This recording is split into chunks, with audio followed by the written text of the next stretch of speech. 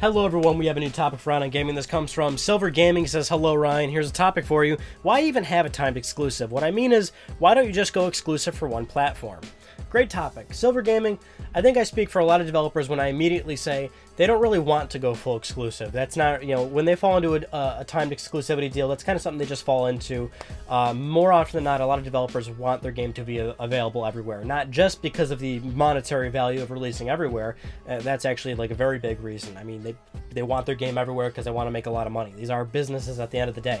But also, from a creative standpoint, and from this is something a lot of people just do not seem to look at, is that developers at the end of the day are creative people. They, you know, they enjoy their craft. They love video games, and they want more people to play their video games. So they don't want to go completely exclusive. Nobody starts making a game with the idea of, ooh, and this is going to be a PS4 exclusive.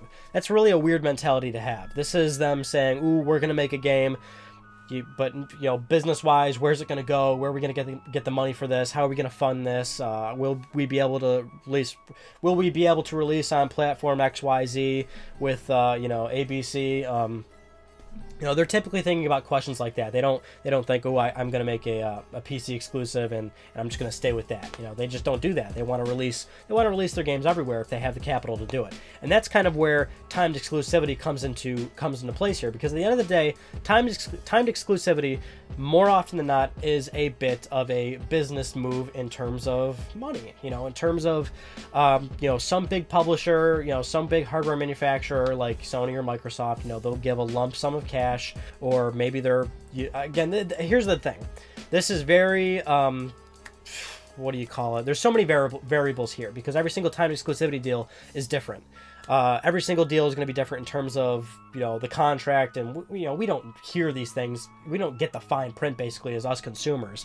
But it's very much understood that it's usually a money exchange, you know, and it's usually, something in return, you know, so timed exclusivity is where that comes into play. So, you know, maybe Sony, you know, Microsoft is well known for doing this. They'll just give a lump sum of cash and in return, hey, this game can only be available on our platform for, you know, how long. And that's like a recent case with Rise of the Tomb Raider. That's essentially exactly what that game was. Sometimes you have a situation where it's not considered a timed exclusive and it's a full-on exclusive, like when Sony was, you know, funding and completely co-developing with From Software to create Bloodborne, and Sony owns the IP to Bloodborne, so that is their IP, and if they want to make a Bloodborne 2, Sony can make that happen. But so that's just to give you an idea of how these things are coming into play here. At the end of the day, timed exclusivity is something that developers don't want to do, but when they fall into it, it's just a business move. You know, they want to make a little extra cash, and that's the thing. It's only a timed exclusive, so the game is going to be released on other platforms eventually. And sometimes that helps the developer. Sometimes they need that extra bit of cash, that extra bit of you know, resources and support from the publisher or hardware manufacturer to be able to support releasing other versions of the game. Or maybe they want that exposure too. I mean, when you're doing a timed exclusive, I mean, that's part of the deal too. The hardware manufacturer or the publisher, you know, they'll give you a lot of exposure. They'll handle marketing rights. They'll handle advertising. They'll handle all that stuff for you. And so that definitely helps with a lot of developers that are working on games. You know, hey, let's do a timed exclusive. It'll be available for this platform for, you know, just a certain set amount of time. We'll give them the exclusivity for a little bit, and then we'll get our money. We'll release on other platforms. Our marketing's taken care of. We're on the front page of Xbox Live and everything. You know, that's how these things just kind of fall into place, and it really helps them at the end of the day. I mean, I know people hate timed exclusivity. I mean, it is pretty much annoying for the consumer, certainly, especially when you want to play Rise of the Tomb Raider right away on PS4, or a number of other examples over the years when it comes to timed exclusives, whether it was PS3 and 360 or PS2, GameCube, Xbox. I mean, PC games. It's the whole history of it. It's certainly annoying for the consumer.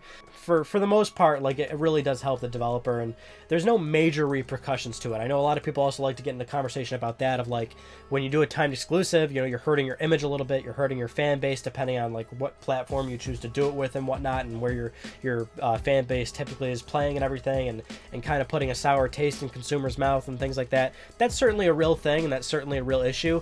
I'm of the mind where it really doesn't affect it that much. I mean, especially with the recent case of Rise of the Tomb Raider. I mean, when that game comes to PS4, it's going to do just fine. That was like a big argument. Oh, you're hurting PlayStation fans. It's, you know, people are getting super crazy about it, and let's boycott them and everything. But, you know, people are still going to buy that game. They're just going to, because they want to play it. So, you know, in terms of like the imagery and all that, and how it, you know, hurts consumers and whatnot, I mean, yeah, it's annoying for consumers, but I think most developers are fine. Most games have been fine in the past. Like, it usually works out. There's never really been a case where, you know, there was a timed exclusive game and it just, you know, when it released on other platforms, it just like bomb dropped and like didn't do that well at all, and the company had an image problem or something like that. I mean, so people will try to proliferate that idea into your head, but like most cases, they're absolutely fine. If there's a case where there was something where all that bad stuff happened, they probably didn't do well on the original release anyway when they did the time exclusivity deal. The game was probably doomed for failure anyway, because maybe the game wasn't good or something like that. You know, that's the thing. There's a number of variables to it, but to answer your question, like immediately, like I did at the very beginning of the video, they don't want to be a full exclusive.